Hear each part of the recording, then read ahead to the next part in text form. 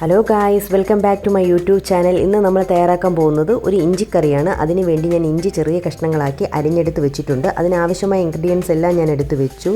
കറിവേപ്പില, മുളക് പൊടി, മല്ലിപ്പൊടി, മഞ്ഞൾപ്പൊടി, കടുക്, എണ്ണ, ശർക്കര, പുളി, പച്ചമുളക്, ഉപ്പ്, ആവശ്യത്തിനുള്ള കായപ്പൊടി, ഇതെല്ലാം ഞാൻ എടുത്ത് വെച്ചിട്ടുണ്ട്. ഇനി നമുക്ക് ഒരു ചട്ടി അടുപ്പിൽ വെച്ച് അതിലേക്ക് എണ്ണ ഒഴിക്കാം.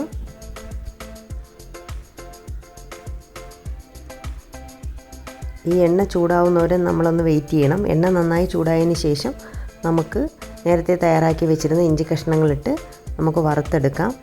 അപ്പോൾ എണ്ണ നന്നായിട്ട് ചൂടാകാതെ ഇട്ടാൽ ഇഞ്ചി പെട്ടെന്ന് വറുത്തെടുക്കാൻ കഴിയില്ല. അതുകൊണ്ട് എണ്ണ നല്ലോണം ചൂടായെന്ന് നമുക്കൊരു കഷ്ണം ഇഞ്ചി ഇട്ട് നോക്കാം. ഒരു കഷ്ണം ഇഞ്ചി ഇട്ട് നോക്കിയപ്പോൾ എണ്ണ ചൂടായിട്ടില്ല. കുറച്ചുകൂടെ വെയിറ്റ് ചെയ്തിട്ട് എണ്ണ ചൂടായി കഴിയുമ്പോൾ നമുക്ക് ഇപ്പം നന്നായിട്ട് ചൂടായിട്ടുണ്ട്. ഇനി നമുക്ക് കുറേശ്ശെ ആയിട്ടിട്ട് വറുത്തെടുക്കാം. ഒരു ബ്രൗൺ കളർ ആവുന്നത് വരെ വറുത്തെടുക്കുക. ഇപ്പോൾ നല്ല ബ്രൗൺ കളർ ആയിട്ടുണ്ട്. ഇനി നമുക്കിതിനെ മാറ്റാം, എണ്ണയിൽ നിന്ന് മാറ്റാം. അങ്ങനെ എല്ലാം വറുത്തെടുക്കുക. ഇതേപോലെ ഓരോ ബാച്ചായിട്ട് എല്ലാം വറുത്തെടുക്കുക. ഒരുമിച്ചിട്ടാൽ നമുക്ക് വറുത്തെടുക്കാൻ പാടായിരിക്കും. ഇങ്ങനെ ഞാൻ എല്ലാം വറുത്തെടുത്തിട്ടുണ്ട്. ഇനി നമുക്കിതിനെ മിക്സിയിലിട്ട് ജസ്റ്റ് ഒന്ന് ക്രഷ് ചെയ്തെടുക്കാം. ഒരുപാടങ്ങ് മഷി പോലെ ആവണ്ട, ഒന്ന് ക്രഷ് ചെയ്തെടുത്തിട്ടുണ്ട്. ഈ ഒരു കൺസിസ്റ്റൻസിയിൽ ഞാൻ ക്രഷ് ചെയ്തെടുത്തിട്ടുണ്ട്. ഇനി അതേ എണ്ണയിലേക്ക് തന്നെ അല്പം കടുകിടുക. കടുക് പൊട്ടിക്കഴിഞ്ഞാൽ കറിവേപ്പില ഇടുക, പച്ചമുളക് ഇടുക. അതിനുശേഷം നന്നായിട്ട് മിക്സ് ചെയ്ത് കൊടുക്കുക.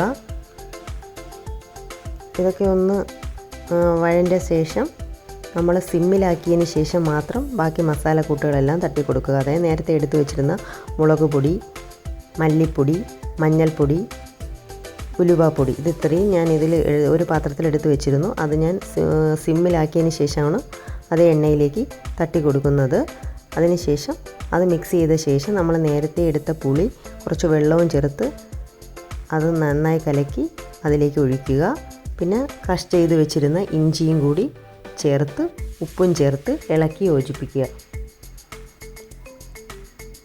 നന്നായി ഇളക്കി യോജിപ്പിച്ചതിന് ശേഷം കുറച്ച് വെള്ളവും ചേർത്ത് നന്നായി ഇളക്കി യോജിപ്പിക്കുക. അതിനുശേഷം ഒരു കഷ്ണം ശർക്കരയും കൂടി ഇടുക.